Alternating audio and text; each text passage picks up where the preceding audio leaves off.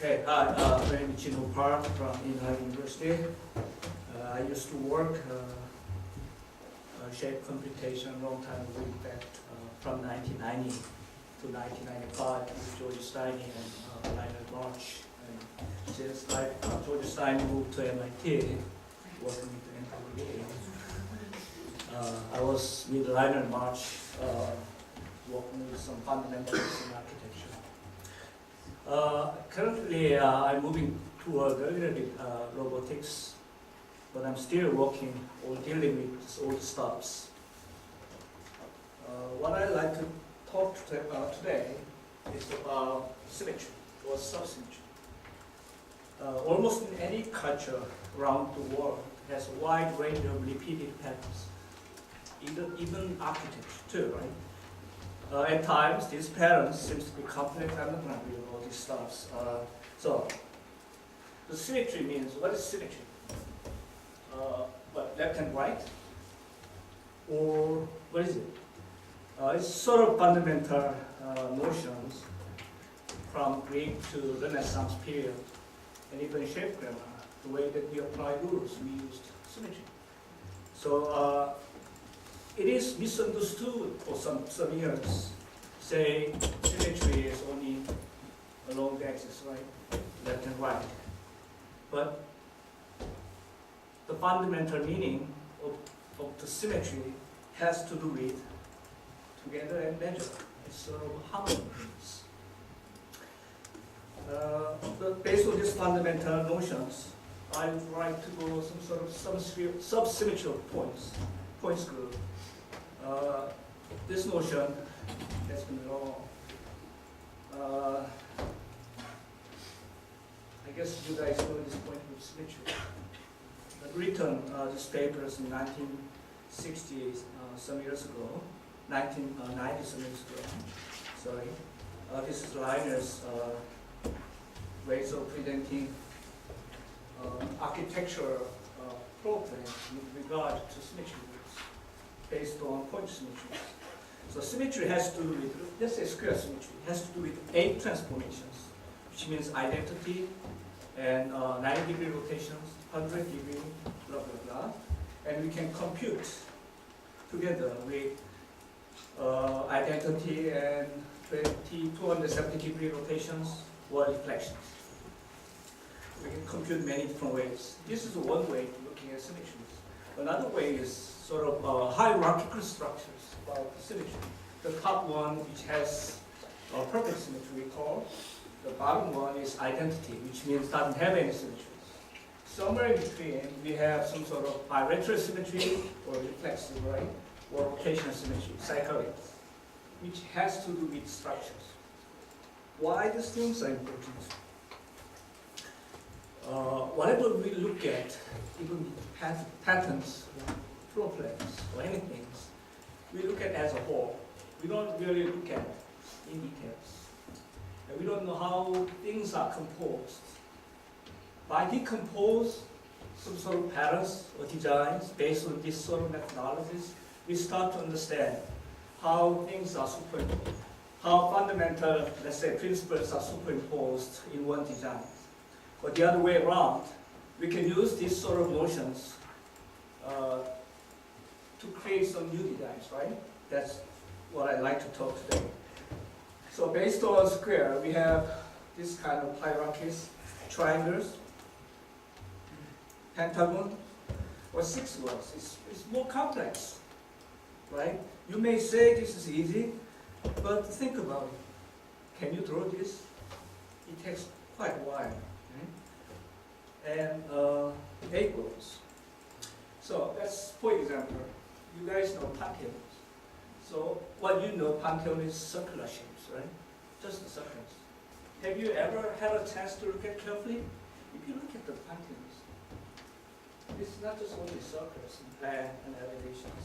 It has to do with hierarchical structure of 16 goals, right? 16 goals.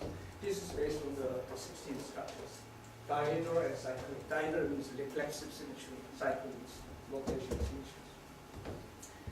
So which has to do with outside the circle, inside the 16 goals. Then it becomes 8, 4, 2, 1, whatever. So classical times even, people start to understand this sort of hierarchical structure. What's DNA is about? It's a structure. What's cultural DNA? I don't know. It's somehow complicated, right? So by training selectively, we can create all different kinds of developments, right? Let's say our relatives, you met the start with Renaissance architects and theoreticians. If you look at his Capella Ruzzari, what he designed inside here, carefully. You can find many different kinds of point symmetry groups, which has to be 8, 10, 5, 12, 6, or even non-symmetrical or cyclic. Do you believe either didn't know about this kind of fundamental stuff? You must know, otherwise you cannot design this kind of stuff. And then we sort of tabulate based on 3 bonds, 4 bonds, 5 bonds like this, how they are computed each other. And then if we draw in a diagrammatic manner, can you say this is Renaissance style centralized churches, or can you, or how would you say so? I mean, the whole notion of the shape has to do with simple geometries. The bottom part is a design used by same notions in synthetic examples based on depot symmetry, subsymmetries. And left-hand side is one of the examples of problems where depot subsymmetries are superimposed in a problem. We can even use multiplication tables by using spin and reflection ideas. We can compute each other. And I tested a small diagrams here. Let's say we are designing a housing complex or something, which has to do with symmetry or unit, which means housing design. We can simply divide left-hand side is just by putting the same unity or its computational designs. This has to do with asymmetrical unit. So now it's getting complicated, right? So this kind of research I've done a long time ago, but I'm still dealing with this is because this is fundamental thing that we're supposed to know. So I try to expand that idea into building facade. As a matter of fact, this paper was done a long time ago, and I'm still dealing with it. Why? Interesting. It's because all the frieze group has to do with 7 designs. Whatever you find, frieze pattern, it has 7 groups. So based on this, 7. Okay? Every frieze pattern belongs to one of these 7. Let's see. What's frieze? This is pattern. This is what for frieze. Frieze has some sort of linearly parallel patterns. Now, can we find this sort of linear patterns in Greek temples? Any other place? This is what I just tried to explain. Even Hindu temples, you can read all similar patterns in Hindu. What's temple? Parthenon is a house for the god. Hindu temple is house for the Hindu god. Taj Mahal is house for Hindu god. Why god? Important buildings. Important buildings, such a sort of patterns are used. I'm not going to explain to this, but the way that they design is based on the other patterns. And what about Qing, Ming dynasty? First, can you find any symmetry somewhere? India? Or somewhere, nowhere in Pacific Ocean. Hawaiian use this kind of patterns, what they call tapa or kappa fabric designs. I used to in Hawaii for many years. So I started looking at their patterns. It's very interesting. So this is sort of a liquid repeating patterns or redundant patterns. This is one of some of the examples. I guess Owen Jones highlighted who grammar rules explains all the details about what the different culture use different types of patterns, especially freeze pattern in this case. But based on what? 7 freeze patterns.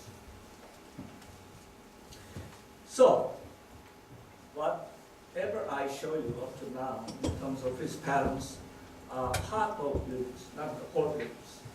So my question is, are we using this method in building or residential designs? This was not common. Yes, we are using that. Say, what is this? A pattern. This is London housing blocks. Linear pattern. Same, redundant, boring patterns. Is there any way we can, as an architect, can design in different ways? What about this? A little bit nice photos. USA, cheap, reliable. What is it? South Africa. Whereas very distant Texas houses. Very simple language, repeatedly used. Now, low house means reliable, affordable. Does this mean low quality? Can you make better? So row houses typically means this is floor plans of row house. Front side is narrow, it's like shop houses in Southeast Asia. Long. So most of the houses have same repeated patterns, like this, or the other. I found these images last time at internet. You can find lots of these row houses worldwide, USA, India, anywhere, Korea, anywhere. So last time I found interesting one commercial advertisement. Elegant house decorating ideas. Is this elegant houses? You can name it, whatever. Or is this better? I don't know. So this kind of fundamental questions arise a long time ago. Still searching for different kind of ideas. So I try to use 7 symmetry groups in a design, in row houses designs. So I'm not going to explain all these 7 symmetry groups. So what I did with the point groups, I tried to hierarchically organize the way that symmetry groups are, freeze groups are structured like this. So, based on these notions, I like to design some house. I didn't spend much hours because the system is there. Depending on what element you choose, depending on what system you apply, you can design totally different housing designs. Simply this kind of patterns. It can be wall, it can be window, or it can be whatever, roof, chair, door, whatever. Or architectural elements you can apply in a systematic ways. I don't mean this is beautiful, but it is possible to create whole number of designs depending on this kind of systems. Maybe better than redundant patterns. So this is my ideas, whatever I discussed now. Let me see, what is the conclusion? This is conclusion in fact. I'm not going to read this, okay? So the idea is basically this. The whole paper is based on synthesis and analysis. Synthesis, analysis, in between there, I use methodologies. What you call it, tool or some sort of systems. So by looking at these systems, we can analyze all kind of architectural floor plans, freeze groups, whatever, these patterns, whatever. At the same time, we can apply those theories to new designs. By slightly changing, or by slightly transforming, or by particularly using certain ideas, you can design differently. You don't necessarily apply all 7 groups. Apply certain groups, but you can design different things. Okay, it's going to be very simple ideas, but not many people talk about this before. I don't give credit to me, to myself, but just trying to explain. Okay, this is my presentations. Too short, 15 minutes.